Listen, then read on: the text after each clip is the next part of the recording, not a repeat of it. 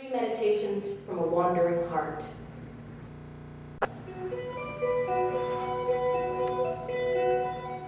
In the yellow blaze of aspens, a light that spoke of beauty and blasphemies played out its stories in the flickering shade of late afternoon, offering up sacred words whose spirits could not be shaken from my feet like the red earth. Here, even the winnowing of winter has a kinder touch than the hands man laid upon one another. This place was once home for my family, who pursued their philanthropic urges with desperate naivete. As the blade of dusk sliced open the world, the sanguine light of the Sangre de Cristo mountains bled out over the landscape, pooling all around our weary heads. I searched for features in my parents' faces, postures of their younger selves. In their expressions, I saw that the map had changed, is always changing. I understood that the heart you leave behind will never be the same one you return for. And every footprint you trace begs the question, did I leave this place wiser or simply more burdened with knowledge? From the 4th-story window of my green room, the robust echoes of Silk Road tourists and their shouted morning exercises raise me from faceless dreams.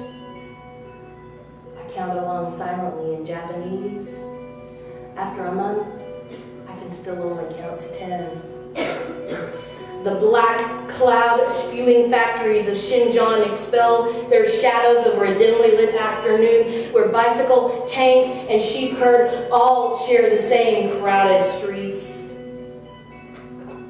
Homesick? We look for the market that sells fake Pepsi and sandalwood incense.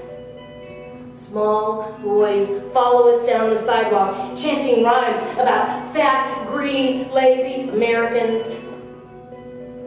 Needs no translation. Hatred is a universal language. Heads down. We keep walking. These boys don't look so different from the children with dirty faces and bright eyes who beg us for gum and candy in the courtyard every morning. Hello, gum, gum. Back among the pea soup-colored walls of the guest house, I compose letters of hope and misgiving to a boy who knows all about being a stranger in a strange land. The sea mumbles and twitches, cradled in its own blue lullaby, and I turn and sigh in my own ransomed sleep. The white coast speaks to me, cradles suggestions in my searching ear. Its mountains have memories longer than time. Its heart has an echo of all living beasts. It knows beauty and cruelty, necessities performed by nature, atrocities voiced by man, one against the other, when violence becomes a natural anthem for all to hear and memorize. In this dirt floor space, under white netting that has replaced my definition of the word home, I am a world-weary traveler who is beginning to believe that one place is very much like the next. I wait for the water sounds to baptize me in forgetfulness, but the sea cannot contain my night body. It laps at the edges of my dreamless sleep. Beneath me, the red earth is an unwritten testament to every beating heart it has birthed and swallowed, and the echoes they deposit in the earth finally become one with the rhythms of time.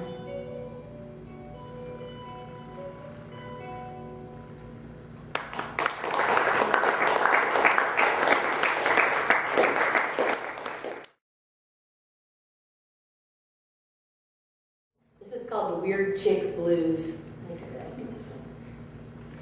You give me the blues, you red-faced judges of propriety. Yeah, I like a good joke about death. Sometimes personal injury is funny, especially when it doesn't happen to you. The famous comedian said, the formula for funny is this: tragedy plus time equals comedy. To which you replied, I've always hoped that tragedy plus time equals redemption. But what you may not understand is that sometimes laughter is the only way to find redemption. Oh yeah, you give me the blues. I know all the words you are saying, and you seem to recognize the sound of my voice, but we are groping with these utterances, arms flailing in the air for understanding that may never happen. One question keeps forcing its way to the front of my mind. How was the giggle-shrouded comment, "You're weird," supposed to be taken as a compliment? In my most forgiving, sainted heart, I can believe the mantra that begins, she didn't mean anything by it. Oh, she didn't mean anything by it. She didn't mean anything by it. I guess making a big deal about your words simply further confirms my oddball status. Here come those blues again, where I struggle to be the nice one and deny myself to the right to admit that you hurt my feelings. That your good intentions gave you the permission to keep your mind good and insulated and free from the pollution of imagination and personality.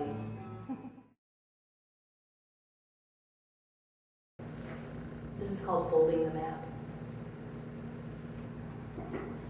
I am writing you 1,000 secret letters in my aching head. If you can hear me composing these strange sentences, then I will read you every word.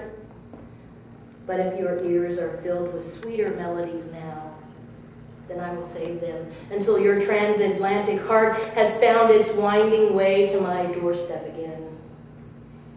Until then, I am stockpiling private jokes like some arsenal of laughter I will set fire to when the weight of your absence has become too heavy.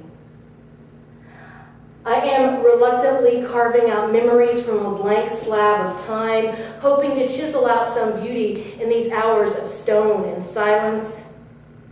I am waiting for 360 of these hours to wind themselves down into thousands of minutes and millions of seconds. I am continually interrupting the busying noise of my many mundane tasks, imagining I hear your voice at my kitchen table and being greeted with only the insistent hum of an empty room to monologue with the sound of my own mumblings and whispers. Tomorrow, I will plot more adventures in this stained and torn atlas, and when you are home, we will unfold our maps together and let our stories